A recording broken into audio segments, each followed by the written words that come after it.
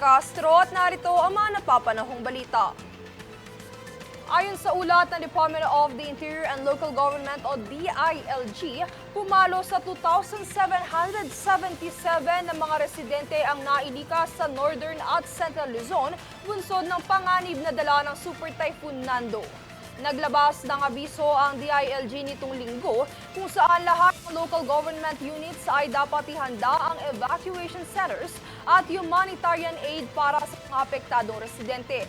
Ayon sa datos, ang pinakamalaking bilang ng mga lumikas ay naitala sa Cagayan na may kabuwang 679 na pamilya o 1,975 na individual. Samantala, patuloy naman ang panawagan ng DILG na kusang loob na sumunod upang maiwasan ang anumang kapahamakan.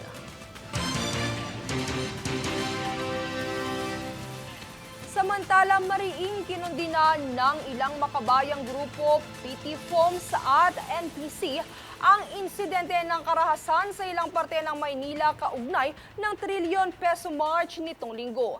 Naritong ulat.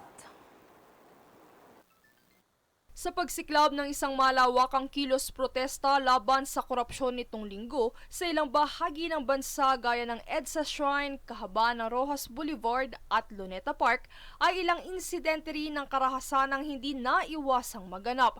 Sa pangunguna ni Dr. Jose Antonio Goytia, Chairman Emeritus ng 4 na makabayan at sibikong organisasyon, mariin niyang kinokondena ang kaguluhang sumiklab sa Mendiola. Anya, isang baluktot na agenda ng mga bayarang anarkista ang nanamantala sa dapat sanay mapayapang pagtitipon ng tunay na tinig ng taong bayan. Bato at bote ang ilan sa mga inihagis ng ilang mga rallyista na nakasuot ng ski at balaklava mask kung saan kanilang sinunog ang mga gulong at isang motorsiklo ng pulis na nagdulot ng dispersal operation. Kanya ring inilarawan ito bilang isang malinaw na krimen at hindi pagprotesta. Dagdag niya, hindi na ito saklaw ng freedom of expression, kundi hayagang paglabag sa batas. Batay sa revised penal code, malinaw na pumapasok ang ginawa ng mga rallyista sa krimeng sedisyon, isang paglabag laban sa kaayusan at mismong republika. Kaugnay nito ay mariing giniit ng Presidential Task Force on Media Security at National Press Club ang kahalagahan ng malakas na safety protocols para sa mga mamamahayag.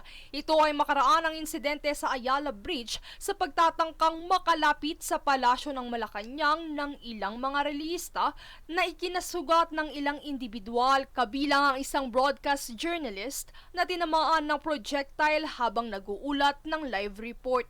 Bunsod ng insidente, mariing kinundina ng PT Foms at NPC ang bayolenteng engkwentrong ito dahil ang kaligtasan nila ng mga mamamahayag ay kritikal upang matiyak ang malaya, patas at malinaw na daloy ng impormasyon para sa publiko. Bukod sa ilang journalist, nasaktan at ninakawan din ng gamit ang ilang individual at volunteer ng makabayang grupo. Bunsod nito, kasalukuyan na silang nakikipagtulungan sa mga otoridad at mga katuwang na intelligence unit upang kilalanin ang mga umatake sa kanilang hanay.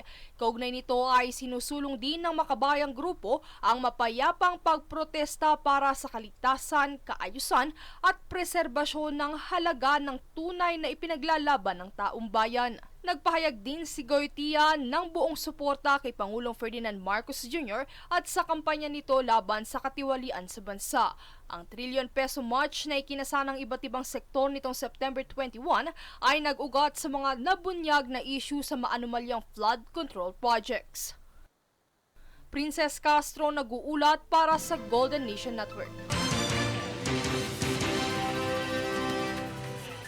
Sa balitang pampalakasan, naghari si Olympian vaulter at world number 7 EJ Obiena sa atletang Ayala Pole Vault Challenge nitong linggo sa Ayala Triangle Gardens, Makati City, makaraang maklear ang 5.80 meters sa kanyang second attempt.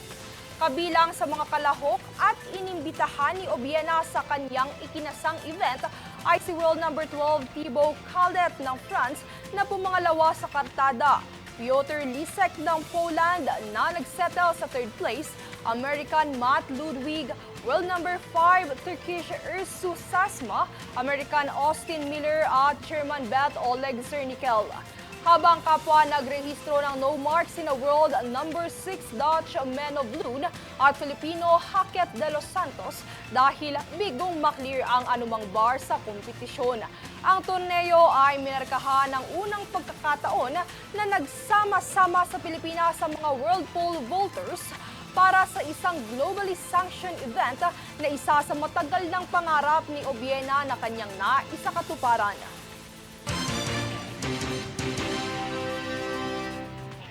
Kami ang boses ng pagbabago. Ako si Princess Castro at ito ang News Force.